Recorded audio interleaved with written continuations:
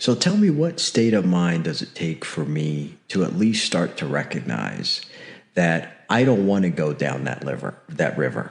Well, there's no state of mind. It's either that comes within you or it doesn't, right? Or someone brings that to your. If it doesn't come within you, someone brings that to your attention, or they don't. So if it naturally comes within you, then you will be elite. If it doesn't come within you and no one brings that to your attention, then you're sunk. So you work with leaders who are outliers and innovators in their respective industries. Do you find their approach to thinking about their industry different than most of the other people out there? Generally, yes. A lot of times it's also that I would say more succinctly, that the DNA for that is there. The sensitivity and the receptivity of that is there. The seeds of that are there. And in most cases, those seeds have already been planted and blossomed. But a lot of times they've forgotten about those seeds because they've lived in this environment for so long in which the only loudspeaker voice they hear is that of society and of their own industry, that you kind of by osmosis begin to fall for those traps because it's all you hear. It's kind of like brainwashing in Gitmo, right? They hang you upside down and they put speakers in your. I don't know if they do it or not, but that's what you hear, right? And you hear about prisoners of war, getting put loud speakers in their ears, saying the same things over and over again of that they want them to hear. It's the same thing, right? Everything's Gitmo. Wherever you look, this is all terrorism. Wherever we go, this is all one mass conditioning. There's no difference. So then they tend to forget that they're not of this ilk. But yes, I mean, it turns out, I guess it's self-selecting in a way because of who I choose. But the people who I work with they have that seed. Either in some it's blossomed, in some it's not. But that receptivity is always there.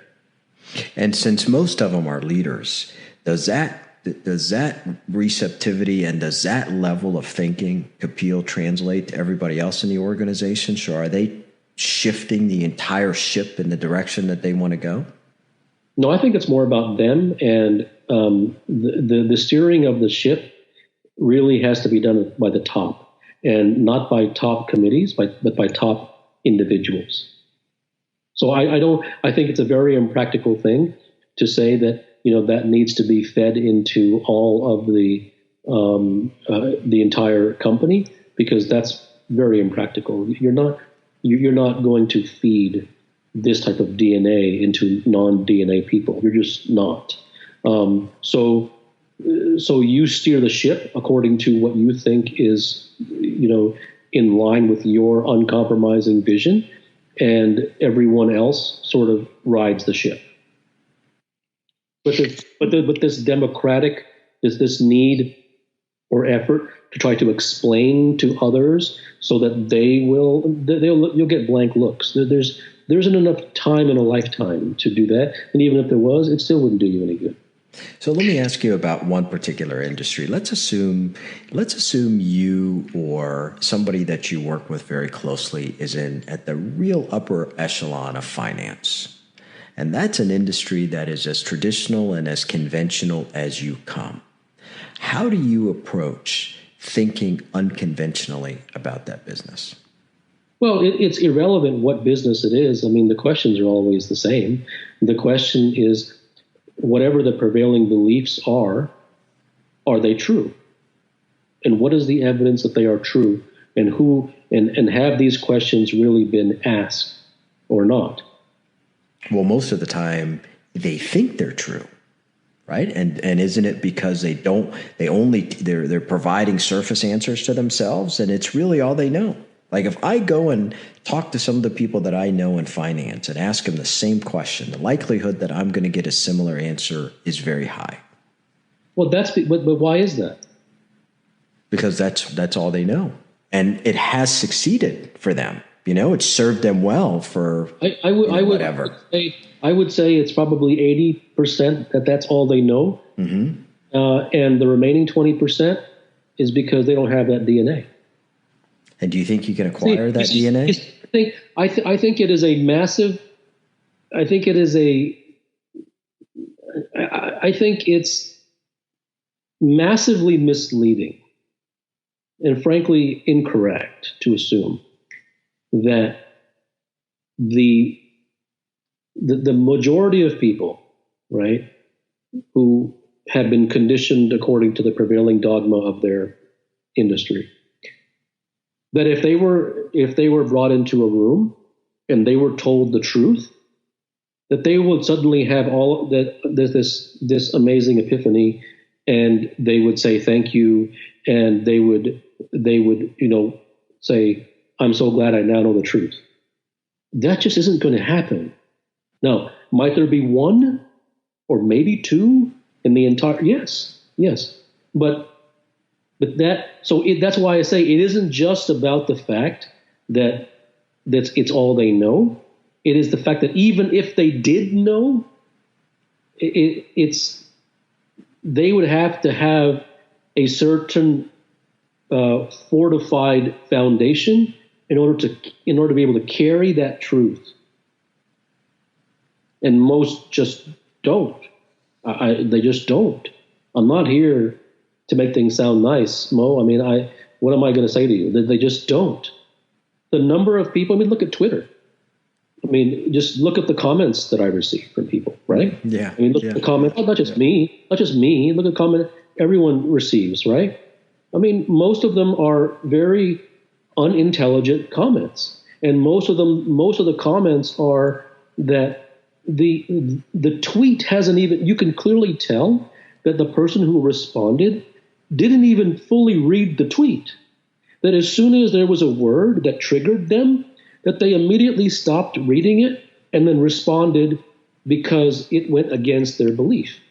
Now, I don't think anyone should agree or disagree, and I don't think that that's wrong what they did or right what they did.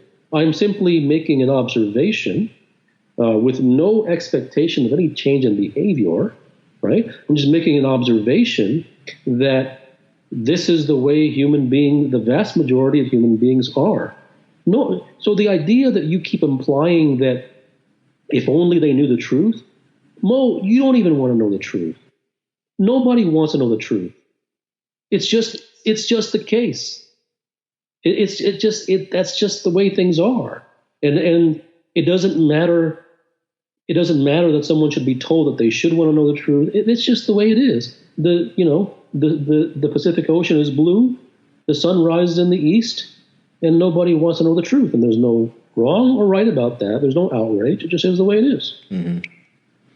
And how about the DNA? You know, the 20% that you were talking about that have the DNA to be outliers in their industry. Yeah. Can the rest of the people out there who are not part of that 20% capture some of that magic? But why? Why do you ask this question? Like, why do you care?